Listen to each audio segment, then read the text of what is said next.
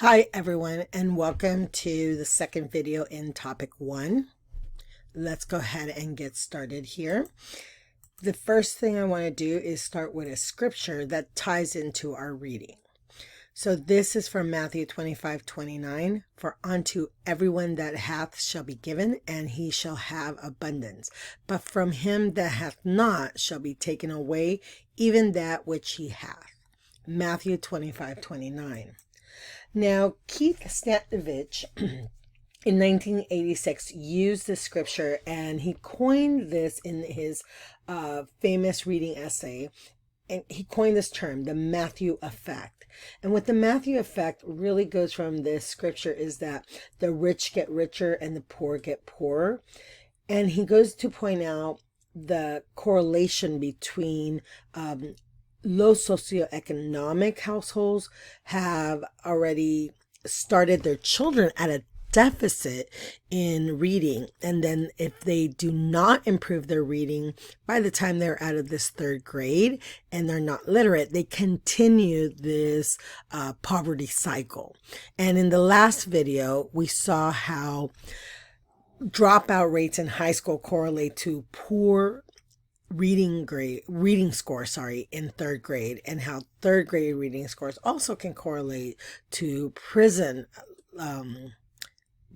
numbers of inmates. So mostly inmates that are in prison are also found to be highly illiterate.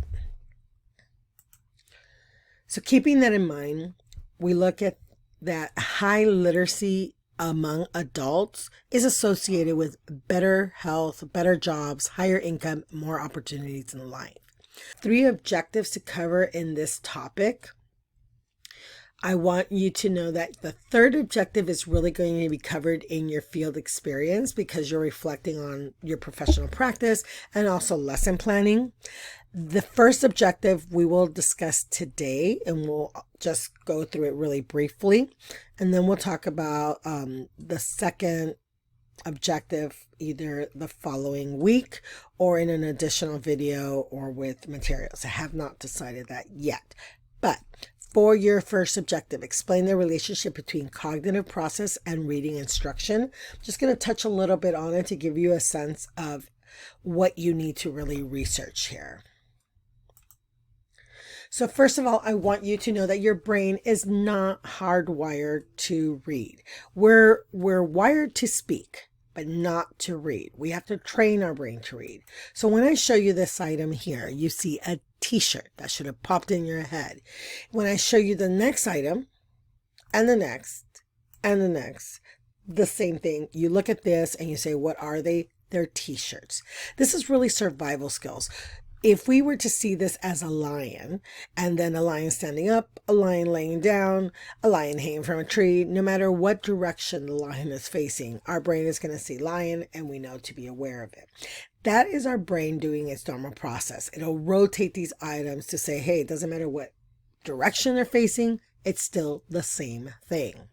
Well, now we add the letter B, and we tell our students that, hey, we're going to rotate it now, and we want you to say that that's a letter D. And then if we rotate it this way, we want you to know that's a P. And if we do it this way, it's a Q. So now we think about, okay, our brain is not used to doing this. So this is why we have to train it to that. We are teaching our students to do that. And when we think about 1st grade, even up to the 3rd or 4th, students still are flipping the letters. You have them write a B and they're writing it this in this format here as a D. So what I want you to really keep in mind is that transposing letters, so when they are writing a B and writing it as a D, it really isn't a sign of dyslexia. It's not a sign of dyslexia. It is just their brain doing what it's supposed to do. And keep that in mind, because that's such a big misconception that flipping letters or transposing them is a sign of dyslexia, and it really isn't. So when we look at our cognitive processes, the meaning of cognition here is our thought process, right? And in our cognitive process, how we are actually, the mental functions that it takes to really acquire all the information, and how do we store it? How do we make sense of it? And how do we use this new knowledge? That is what a cognitive process is. So how is it that we're taking in information that we are later going to use in our reading? And the first part of it has to be, and science has shown us this with the science of reading, it has to do with the phonemes, with sound. So this is where speech comes into play. And I'm going to show you this really quick here. This is from First 5, California. And it's just talking about, if you talk to a child, sing with them, this constant talking and speaking to children helps to develop this brain to be ready to read. So talking, reading, singing, it's language development. Language development increases vocabulary. Increased vocabulary, better prepared for school, and success in school is better prepared for life. And we know that. So it's critical that you speak to children. And now we go into this next slide here.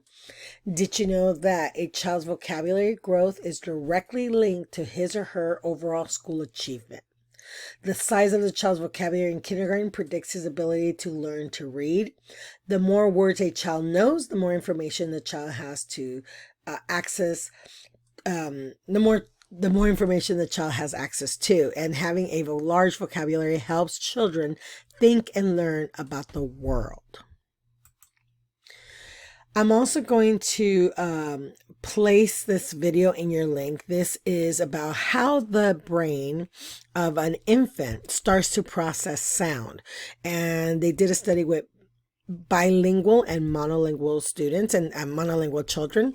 And what they found is that babies who have monolingual parents, when they hear certain sounds that are only used in Spanish, for example, if the rolling of the R or the ñ is a sound in Spanish that we don't use in English, the babies who are from monolingual English only households, the brain does have no action, no movement.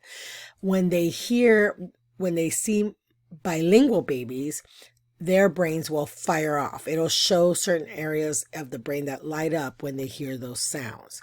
And the sounds will be crucial in learning how to read. So we look at these neural pathways, and we want you to know that focus on 6 months. At 6 months, phoneme recognition. We're going to talk about phonemes in the next slide. Phonemes are really the smallest unit of sound. So at 6 months, children are recognizing that. So think about when you're talking to a baby that's 6 months old or younger, you're saying mama, dada. Those are sounds that they are building in their brain. Then at 12 months, at a year, they're going to start to attach meaning to those words. So now they know that dada or dad or mom is the person that they are looking at right there. They're touching that meaning. At 18, so now we are at a year and a half, they're recognizing the noun and verb difference. So mom, run, come, eat. So, they start to attach meaning to those different words. At 2 years old, 24 months, they're recognizing grammatical functions.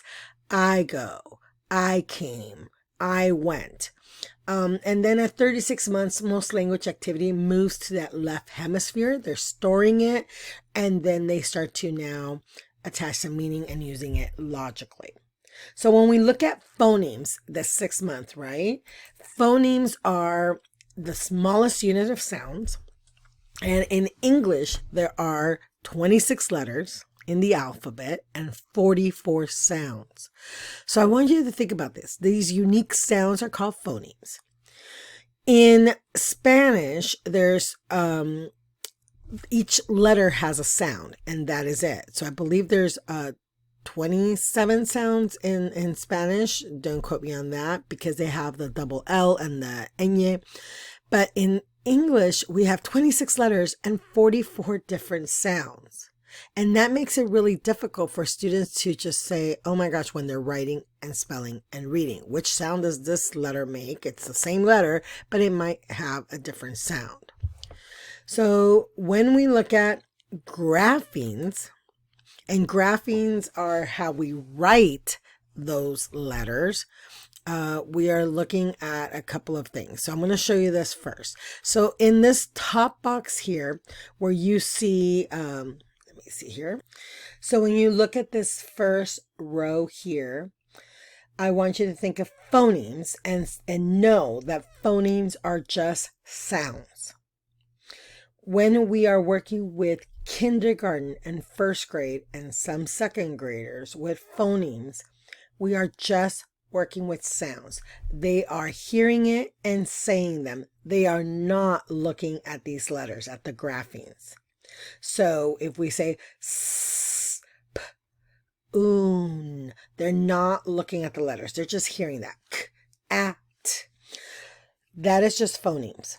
When we look at the graphemes and we're adding these now symbols that we know as letters to represent the sounds, that becomes that becomes phonics. So phonemic awareness is just the sounds. Phonics is now the visual representation of those symbols that we know as letters, as graphemes, to represent a sound. That's the difference between phonics and phonemic awareness. When we are thinking about dyslexia, and we know now that dyslexia is not the flipping or transposing of letters, it can show up on there, but that is not dyslexia. What dyslexia is really pointing out is that dyslexia is coming from a phonological awareness problem. The sounds are not being heard correctly from the students, or they're not distinguishing the sounds. So I'm going to also offer this article that you can use in your assignment. And the key concepts and overall takeaways for this part of this video is that teaching literacy is the most important mission of any elementary and middle school teacher. Literacy is going to improve language, thinking, and learning. So as you continue reading through the rest of these bullet points, keep in mind the difference between phonemic awareness and phonics, which I just showed you in the previous slide. So I want to thank you. This is really a quick little intro into phonemes and how speech is really part of the cognitive process that's going to help build reading skills. We need those phonemes to be able to attach them to those graphemes. The next video I will well, actually, I'm not going to create another video for this week. What I'm going to do is attach links below to videos on strategies that you can use for phonemic awareness in the classroom.